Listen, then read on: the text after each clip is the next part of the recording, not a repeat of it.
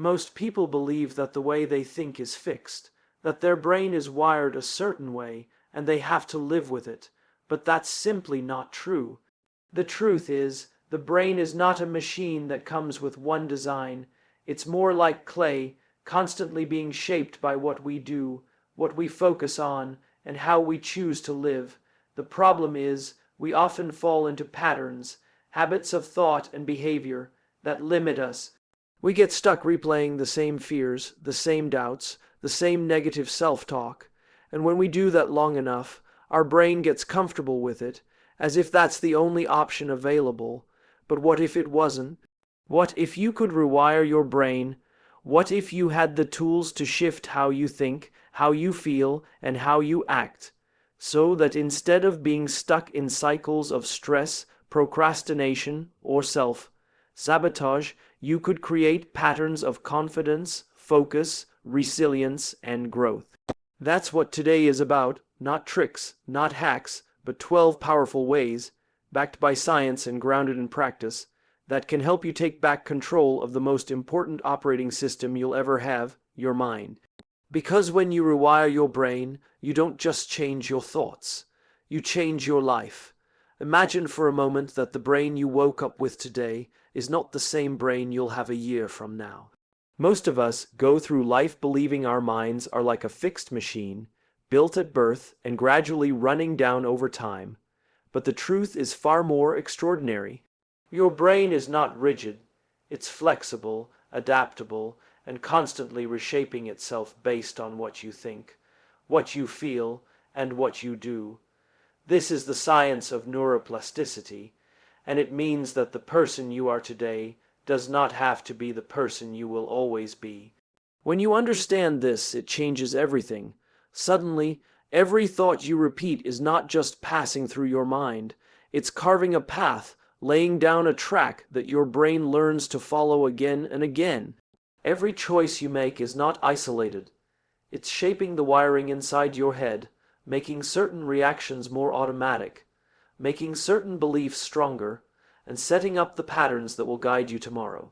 This can be empowering, but it can also be dangerous, because the truth is, if you keep rehearsing self-doubt, your brain gets better at producing self-doubt. If you constantly replay stress, your brain wires itself to expect stress. And if you continually tell yourself that you're not enough, your brain will make that your default state of being. But here's the good news. Just as negative habits strengthen certain circuits, positive ones can build new ones. The brain doesn't care what you give it. It simply learns from repetition.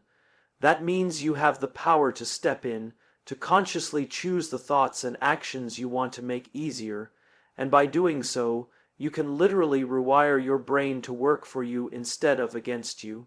It's not about tricking yourself with fake positivity or pretending everything is perfect. It's about using deliberate practice to shift the way your brain responds to the world. Think about it this way. When you go to the gym, you don't expect one workout to make you stronger forever. You lift, you train, you repeat, and over time your body adapts. The same is true for your mind. If you practice gratitude, your brain becomes more efficient at seeing what's good in your life.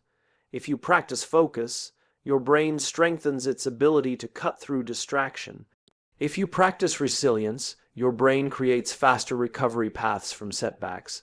The wiring you build is the wiring you will live with, which means every day you are training your brain, whether you realize it or not. The question is, what are you training it to do? The people who thrive are not necessarily the smartest or the most talented.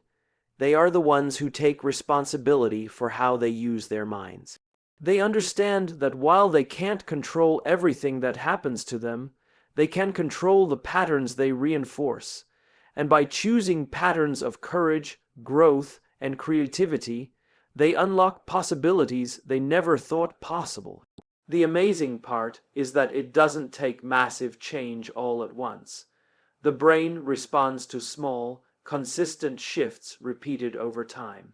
Something as simple as taking a deep breath when you feel stressed, writing down 3 things you're grateful for, or choosing to replace one negative thought with a constructive one begins to lay down new pathways. Those tiny rewires accumulate, and over weeks and months, they create profound transformation. So when you hear that your brain isn't fixed, it's not just an inspiring idea.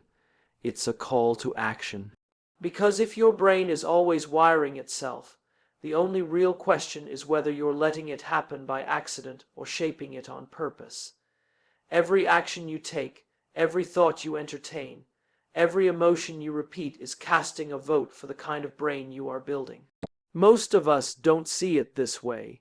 We think habits are simply behaviors we do on autopilot, like brushing our teeth or checking our phones. But habits are much more than that. They are the blueprint your brain follows, the programming it uses to decide how you react, how you feel, and even how you see yourself. What you practice, your brain perfects. If you practice worry, your brain strengthens the circuits that make worrying easier and faster. If you practice complaining, your brain learns to spot the negative in every situation almost instantly. If you practice procrastination, your brain builds the muscle of hesitation, teaching you to delay action without even realizing why. The same is true for the opposite. If you practice optimism, your brain wires itself to find solutions. If you practice discipline, your brain becomes comfortable with structure. If you practice kindness, your brain recognizes opportunities to connect and support others. In other words, your brain is neutral. It simply obeys what you tell it to do most often. This is why habits are so powerful. They're not just routines, they're rewiring tools. Each habit you repeat is carving a neural pathway, making it easier for your brain to travel that road again. And the more times you travel it, the smoother it becomes. That's why some behaviors feel automatic after a while. Your brain doesn't need to work hard anymore because the path has been laid down. The tragedy is that many people allow harmful habits to set in without realizing they're actually teaching their brain to work against them. But the beauty is that you can always choose differently, and when you do, your brain will adapt. Think about athletes or musicians. They don't reach excellence by doing something once. They reach it by repeating small actions again and again until their brain no longer struggles with them. It flows through them. The same principle applies to how you live your daily life. If you want a brain wired for resilience, you need to practice resilience daily. If you want a brain wired for focus, you need to train focus consistently. If you want a brain wired for confidence, you need to practice thoughts and actions that reinforce confidence, no matter how small they seem in the beginning. The challenge, of course, is that our brains like efficiency, which often means sticking with what's familiar, even when it doesn't serve us. That's why breaking an old habit feels uncomfortable. Your brain has to work harder to build a new path instead of following the well-worn road. But discomfort is not a sign of failure, it's a sign of growth.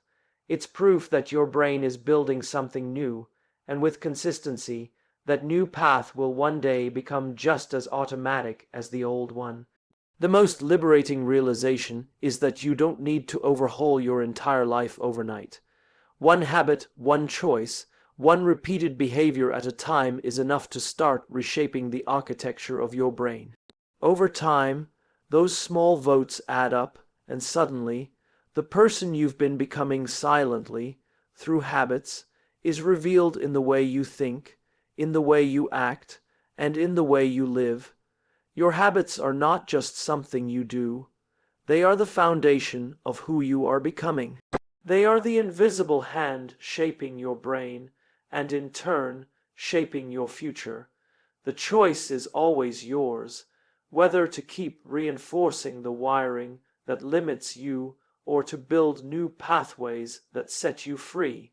Awareness is the foundation of all change. You cannot shift what you cannot see, and you cannot rewire What you don't realize is running on autopilot. The brain is a master of efficiency. It loves to create shortcuts, routines, and automatic responses so it doesn't have to burn energy on every little decision. While this is useful for survival, it also means we can spend years stuck in thought patterns and habits we barely notice, repeating the same cycles without ever questioning them. Think about how often you catch yourself doing something without even realizing when you started. You open your phone and suddenly 20 minutes have gone by. You hear a comment and instantly feel defensive before you've even thought it through. You encounter a challenge and your mind immediately whispers, "You can't handle this." These are not conscious choices, they are reflexes your brain has wired through repetition. The problem is not that the brain is doing this, it's that we rarely stop to notice it. Awareness is like turning on the lights in a dark room. The furniture was always there, but now you can see where it is and decide how to move around it. Without awareness, you stumble, trip, and repeat the same mistakes. With awareness, you gain the power to pause, to ask why, and to choose a different path. This is why so many people feel stuck. It's not because they lack discipline or intelligence. It's because they are fighting against invisible programming that has never been brought into the light. The act of becoming aware begins with slowing down and observing. It might mean noticing how your body tenses every time you face uncertainty. It might mean catching yourself every time you use the phrase "I always" or "I can't." It might mean recognizing how often you delay action because of fear of judgment. These moments of noticing are not trivial. They are breakthroughs. Each one is a doorway into the deeper wiring of your brain. When you develop awareness, you create a space between stimulus and response. Instead of reacting automatically, you give yourself a choice. That space is where growth happens. For example, if your automatic response to failure is self-criticism, awareness allows you to pause and ask, "Is this reaction helping me?" That pause is the beginning of rewiring. The next time it happens, the pause becomes a little easier. With practice, the new response begins to take root. It's important to remember that awareness is not about judgment, it's about curiosity. Many people avoid self-reflection because they fear what they'll discover. But awareness is not about labeling yourself as good or bad. It's about observing with honesty. If you notice procrastination, it doesn't mean you're lazy. It means your brain has learned to avoid discomfort. If you notice negative self-talk, it doesn't mean you're broken. It means you've practiced doubt more than confidence. Awareness reframes these discoveries not as flaws, but as starting points for change. Over time, awareness becomes a skill. Just like a muscle, the more you use it, the stronger it gets. You start catching your patterns sooner. You start noticing emotions before they take over. You start hearing the stories you tell yourself and questioning whether they are actually true. And in that moment of recognition, you gain the freedom to choose differently. Rewiring your brain does not begin with forcing new habits or forcing positivity. It begins with awareness, with the simple but powerful act of noticing what's happening inside your mind. Because until you can see your patterns clearly, you will remain controlled by them. But once you shine a light on them, you reclaim the ability to rewrite them. Negativity has a way of creeping into our lives without us even noticing. A small frustration turns into irritation, irritation turns into complaint, and complaint becomes a habit. The brain, always looking for efficiency, learns from this repetition. It builds shortcuts so that the next time something doesn't go your way, your brain immediately pulls you toward negativity. What once was an occasional reaction becomes an automatic pattern. It feels natural, it feels familiar, and in some ways, it feels comfortable. But comfortable does not mean helpful.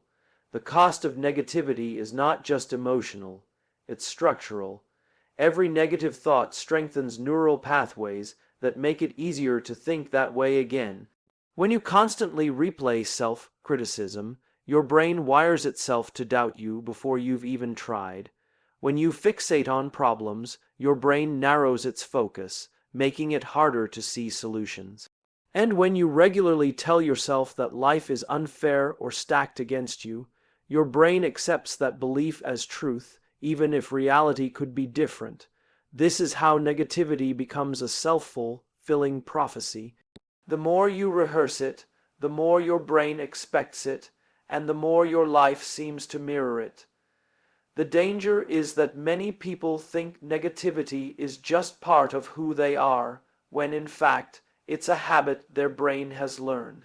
The truth is, the brain doesn't distinguish between what helps you and what hurts you. It simply reinforces whatever you repeat. If you repeat pessimism, you become better at being pessimistic. If you repeat fear, you become quicker at finding reasons to avoid risk. This is why cycles of stress, self-doubt, or resentment can feel impossible to break. It's not because you're weak. It's because your brain has gotten good at them. But just as the brain wires itself for negativity, it can just as easily rewire itself for positivity, resilience, and growth. The key is deliberate practice. Instead of unconsciously falling into negative patterns, you can consciously introduce new ones. For example, when your mind automatically points out what's wrong, you can pause and ask yourself what's still within your control. When you hear that inner critic, you can replace it with a simple acknowledgement of effort. When your brain races to worst-case scenarios, you can deliberately consider a best-case possibility, even if it feels unnatural at first. These small shifts don't erase negativity overnight, but they begin carving new neural pathways. The first few attempts might feel forced or awkward, but with repetition, they become smoother. Over time, just as your brain once defaulted to pessimism, it will begin defaulting to more constructive patterns. And with that shift, opportunities you once overlooked begin to reveal themselves. Challenges that used to paralyze you start to feel manageable. Relationships improve because you're no longer filtering everything through suspicion or frustration. It's important to understand that positivity isn't about ignoring problems or pretending everything is fine. It's about teaching your brain to widen its perspective, to balance its focus, and to allow space for possibility alongside difficulty. Negativity is narrow. It keeps you trapped in cycles of fear and blame. Positivity is expansive. It opens doors, creates options, and builds resilience. So while negativity may feel comfortable because it's familiar, it's costing you far more than you realize. Every moment spent rehearsing it is another moment wiring your brain against your own growth. But the same brain that once learned to be negative is capable of learning something new, something stronger, healthier, and infinitely more empowering. We often think that change has to be massive to matter, that transformation requires grand gestures or life-altering decisions. But the brain doesn't work that way. It's not the big, dramatic moments that create lasting rewiring. It's the small, consistent shifts, repeated again and again, that reshape the pathways in your mind. Just as a river carves a canyon one drop of water at a time, your daily choices carve the patterns that determine who you become. The challenge is that we overlook these small actions because they don't feel significant in the moment. One deep breath when you're stressed doesn't seem like it will change your life. 1 minute of journaling gratitude doesn't feel powerful. One decision to get up when you don't feel like it seems too small to matter. But your brain doesn't measure importance by size. It measures importance by repetition. Whatever you repeat, it strengthens. That means the tiniest shift, done consistently, becomes the foundation for lasting change. Think about how habits form. The first time you do something new, it feels clumsy. Your brain hasn't built the pathway yet, so it requires effort. But each time you repeat it, the path becomes smoother until eventually it becomes natural. This is true whether you're learning to play an instrument, practicing meditation, or training yourself to respond to challenges with calm instead of panic. The transformation happens not in one dramatic leap, but in steady, quiet accumulation. This principle is both liberating and daunting. Liberating because it means you don't need to wait for the perfect moment to change your life. You don't need to have everything figured out. You just need to begin with one small action. Daunting because it also means you cannot escape responsibility. The small negative choices you repeat, scrolling instead of sleeping, doubting instead of trusting, delaying instead of doing, are also shaping your brain moment by moment. Every day you are voting for the kind of wiring you will carry into the future. The people who master this truth are the ones who understand the compounding power of consistency. They know that 5 minutes of daily reflection can build clarity over time.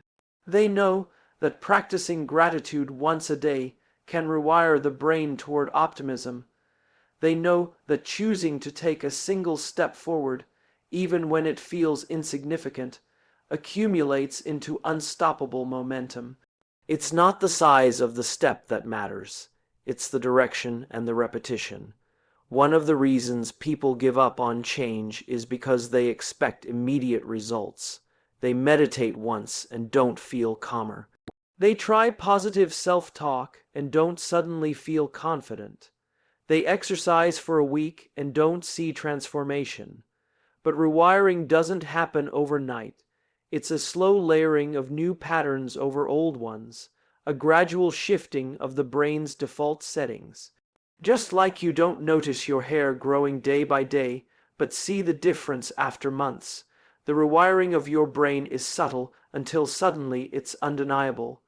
The key is to trust the process, to value progress over perfection, and to celebrate the smallest wins. When you notice you paused before reacting, that's growth. When you realize you bounced back from stress faster than before, that's wiring taking hold. When you catch yourself focusing on what's possible instead of what's wrong, that's a sign your brain is changing. Small changes are powerful because they're sustainable. Anyone can make a dramatic effort once. The question is, what can you repeat daily until it becomes part of you? That is where true rewiring happens. Not in the grand gestures, but in the quiet, consistent steps that slowly but surely reshape your mind and ultimately your life. When your brain changes, your life changes. Too often we separate the two, as if the way we think, feel, and act is somehow disconnected from the results we experience. But the truth is, your thoughts are not just private moments inside your head. They are the architects of your reality. The wiring of your brain influences how you see opportunities, how you handle challenges, how you show up in relationships, and even how you define what's possible for yourself. Consider how someone with a brain wired for fear approaches life. Every decision feels risky. Every opportunity seems dangerous. Even success can feel threatening because it might bring judgment or pressure. That person will naturally choose safety, avoid challenges, and settle for less than their potential. Not because they lack ability, but because their brain has rehearsed fear so often it became their default response. Now imagine a brain wired for growth. The same challenges appear, but instead of triggering avoidance, they trigger curiosity. Instead of focusing on what could go wrong, the brain asks what could be learned. That person moves forward not because they're fearless, but because their wiring allows them to experience fear without being controlled by it. This is why rewiring your brain is not just about mental health or self-improvement. It's about shaping the trajectory of your entire life. If your brain is wired for resilience, you'll bounce back from setbacks faster and keep moving forward. If it's wired for focus, you'll filter out distractions and channel energy into what matters most. If it's wired for confidence, you'll pursue opportunities others hesitate to touch. These patterns ripple outward into every area of your existence, from your career to your relationships to your sense of purpose. The power of this truth is that your identity is not fixed. Who you are is not set in stone. You are constantly in the process of becoming, and the direction you take depends on the patterns you reinforce. The beliefs you repeat turn into your mindset. The emotions you practice turn into your default state. The actions you take consistently turn into your habits, and together, those patterns construct the person you experience yourself to be. Change your wiring, and you change who you are becoming. But this isn't about pretending life is easy or forcing yourself to be endlessly positive. Life will still bring stress, setbacks, and moments of doubt. Rewiring your brain doesn't remove difficulty, it changes your relationship with it. It teaches your brain to recover faster, to see beyond the immediate problem, and to keep moving when others get stuck. It gives you more choices in how you respond instead of being trapped in automatic reactions. What's remarkable is that science shows this kind of transformation is possible at any stage of life. Whether you're young or old, whether you've spent decades rehearsing doubt or fear, your brain can still adapt. Neuroplasticity means your wiring is not permanent. It's a work in progress. And that means you are a work in progress too. Every time you choose a new thought, you are laying down a fresh pathway. Every time you replace a harmful habit with a healthy one, you are reshaping your brain's design. Every time you practice patience, courage, or gratitude, you are training your mind to make those states easier to access next time. Bit by bit, those choices accumulate, until the wiring that once held you back has been replaced by wiring that moves you forward. When you commit to rewiring your brain, you're not just changing how you think, you're changing the story of your life. You're building the capacity to show up differently in the world, to create different outcomes, and to step into possibilities that once felt out of reach.